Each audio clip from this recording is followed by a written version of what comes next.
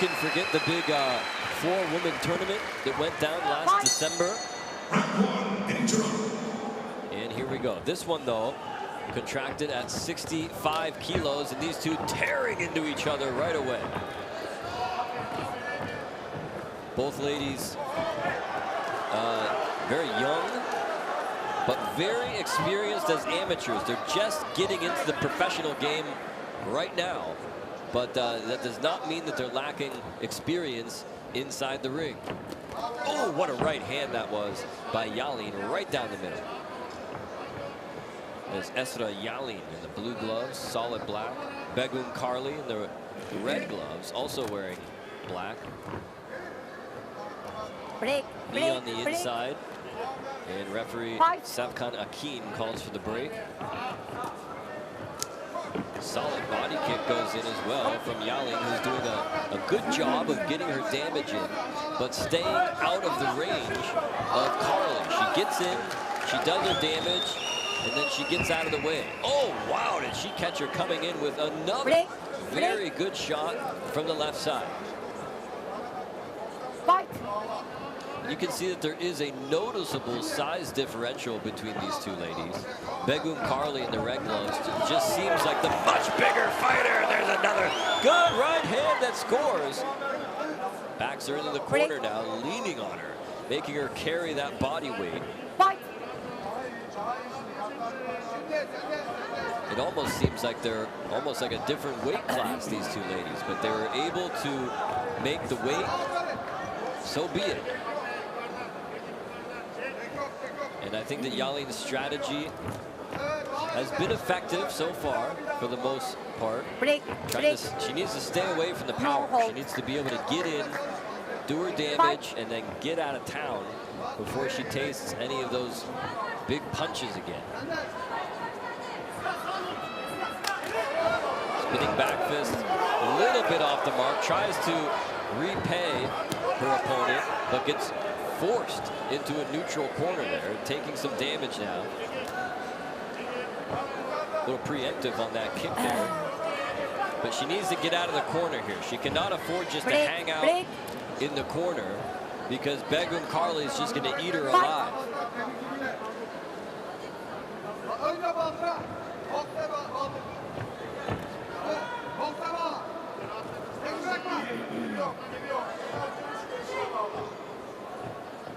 You can tell that KARLI has experience doing Muay Thai, just the way she kind of stands in the ring, the kind of way she kind of lifts her leg like that, keeps her guard up nice and high.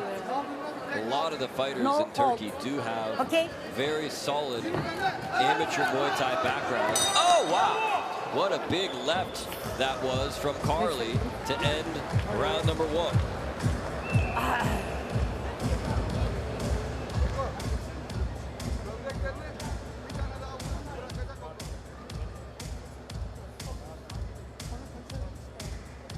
How refreshing that water in the face must be. Let's take a look, folks, at some highlights from round number 1.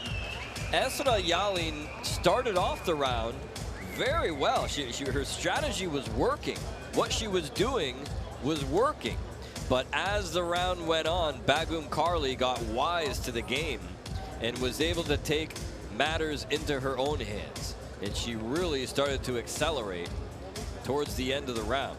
Started using her size to her advantage. Started pushing her opponent around, bullying her around the ring, and really started to unload. Caught YALIN with some power shots. Let's see if they've made any changes. Look at that. Wants to establish herself right from the bell with powerful shots, and when she does that, when she catches those big shots upstairs, it really flusters YALIN. Comes flying in now, that kick. YALIN is certainly still in this thing. She not showing a whole lot of signs of the damage that she's been taking, but she just does not like to be hit, especially in the head. You can see that when KARLI really brings a big, powerful punch, that YALIN almost loses track of what she's supposed to be doing in there. As long as YALIN can keep her distance and avoid taking big shots upstairs, she's going to have a much better chance of winning this fight. But she cannot allow KARLI to dictate the fight with those big shots upstairs. She has a habit, too, of kicking like that off the break. Like as soon as there's any kind of space, whoa, between them at all, she's kicking. And that axe kick was a little bit out of control. She may have slipped on the other foot. And the referee had something to say to her.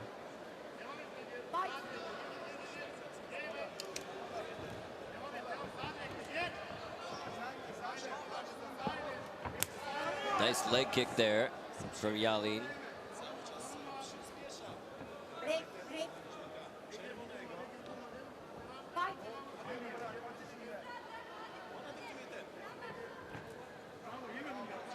Both fighters just out of range that time with low kicks. Ooh, and there's that right hand upstairs. That's exactly what KARLI needs to do. Leaning on her now, and that time she knew that that kick was going to come right off the break.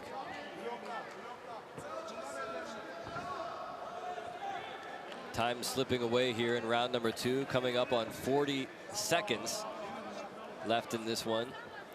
As I mentioned, not too often that we've seen ladies fights at 65, so it's not the most popular category for kickboxing ladies. More of the strawweight division.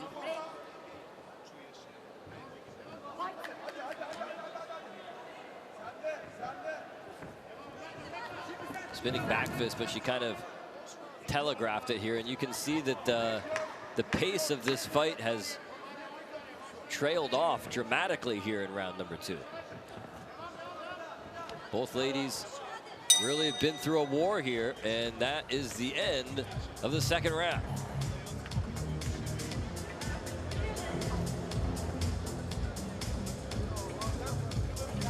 There he is, folks. Erkan Veril lounging here in the VIP section here at ringside. Who knows? Could be the next KOK European champion. He's going to have a shot at that belt coming up at the next KOK event, which I assume would happen next year, because we already looked at the schedule for the remainder of 2019 and early 2020. So whenever that event is announced, you can count on Erkan Veril competing for the European Championship. And folks, here, really intriguing fight here. I think anything's possible moving into round number 3, because both ladies are very tired, and that's when mistakes start to happen and opportunities start to present themselves. So let's take a look at what happens here in round number 3.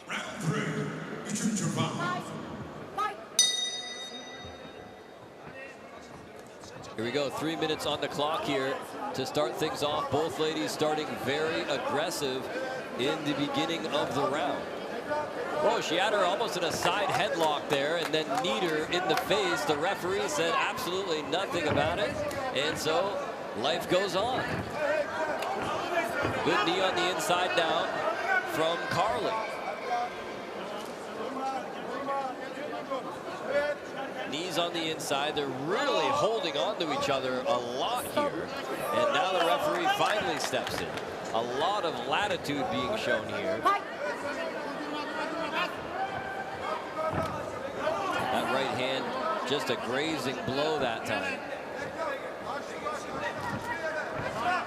Body kick scores from YALIN and a low kick in return from KARLI. And again, I think that they had a minute or so to rest in the corner. They came out at the beginning of the round very aggressive, and now they start hanging on each other again. That's a very tiring kind of a strategy, especially if you're the smaller fighter.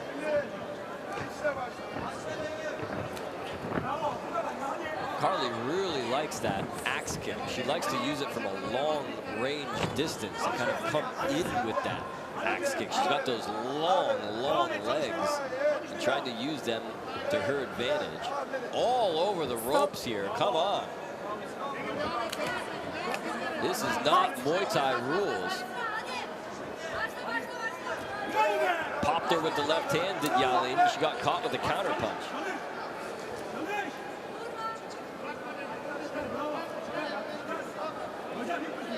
Knees now, is there again, all over the ropes, hanging on each other. I think that if I were in their shoes, the best thing to do would just be to stay as active as possible when you're caught up in that clinching situation, because the referee's not calling for a break, so why not take advantage of it? Why not be as active as possible?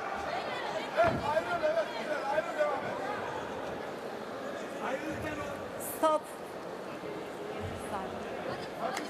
30 seconds remaining now in this third and final round.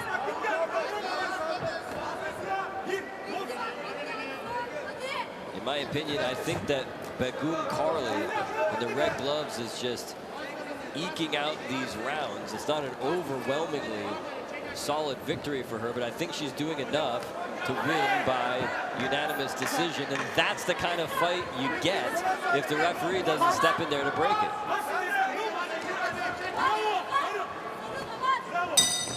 End of the contest.